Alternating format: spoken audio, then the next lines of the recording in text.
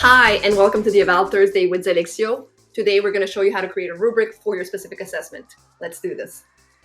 So first, you're going to go into your Zelexio. You're going to connect to your Zelexio account. Since today's video purpose is to show you how to create a rubric for your specific assessment, we are going to go into the menu section called Evaluation Rubrics, which is the heart of the platform.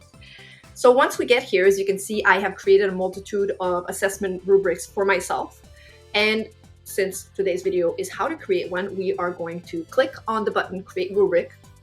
And as you can see, you are going to have a lot of empty spaces where you get to kind of play, such as an elastic band. You get to really adjust the rubric to your specific assessment needs and, of course, the learning situation of your students. So there are multiple of ways of how to start a rubric. You can start from scratch, which will be presented in the second part of this video. But for today's purpose, we are going to use rubrics that are already available to you. Yes, you already have access to different types of rubrics. So let's go back on the button here. And in this section, you will have 4 different menu sections where you can choose rubrics from the Ministry of Education that are already accessible to you. You can use share rubrics. So yes, your colleagues can send you their own assessment rubrics, or any user from Zelexio around the world. Then you also have access to Zelexio rubrics. Yes, we already provide you different types of rubrics, whether it's for self-assessment, peer evaluation, or detailed assessment. It's really up to you to adapt it to your specific assessment needs. So if I do look into share rubrics, I will see, yay, I do have a colleague that has shared a rubric with me, so I can definitely view it at all times and make the decision whether I want to add it to my rubrics or not. For the purpose of this video, I will not use this one because it does not comply with the English rule of today's video. So let's go and check out the Zelexio rubrics that we have already offered to us. As you can see, there are a multitude of choices depending on the type of assessment that you want to do with your students or your class or your specific learning situation. So I will go and look at this English one. So I will view it and wow, this is an amazing grid. Let's try to look at this one and say like, okay, this is that's the exact rubric I need. So I will add it to my rubrics. I need to choose, of course, the subject, the course. So I will choose English. And of course, you do need to choose the competency, which you will be evaluating by using this rubric. So I will add it to my rubrics, and then automatically you go back to your own rubrics and you shall find the newly added rubric at the bottom.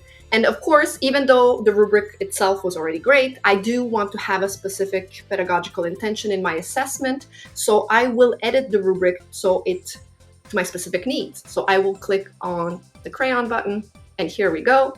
This is where you kind of get to play with it. So for the needs of this video, I will say I only need 3 competency level scales. So I will delete this one and this one. And sometimes, oh no, I forgot, I need 4. You can always add it. You can move them around. It's really not an issue. So let's go with 3. Of course, you can at all times when creating your rubric, change the ratings. You can put it alphanumerical, you can put it numerical, you can even put a happy face if you want. It's really up to you. You can definitely give the definition like excellent, great, achieve, distinguished. You really get to choose. You can type it whatever you want. To be able to define what the competency level scale is. If you are using numerical types of assessment, you can definitely give the value to each scale, and the system will adjust the rest. So you can definitely give different values to each of them. And of course, when it comes to inside the box, the definition of the obtained scales, you can definitely change. You can add new information. You can definitely change the criterion. So right here, we can erase and say like, well, you know what? Finally, I want it to be more on the writing process, okay? You can erase the observable indicators that they do give you a specific pointers towards your pedagogical intention. You can delete the ones that are already accessible, or you can add. We already offer you over 900 different observable indicators when you start typing on your keyboard that you can access through the platform, and you can select, or you can even write your own if you want.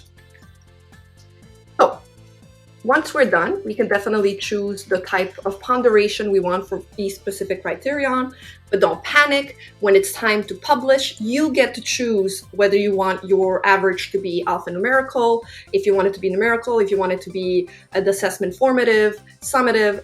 We will present it in another Eval Thursday video, but it's really easy. It's all done in one click, and you get to be the boss of how you want your assessments to be portrayed by the students.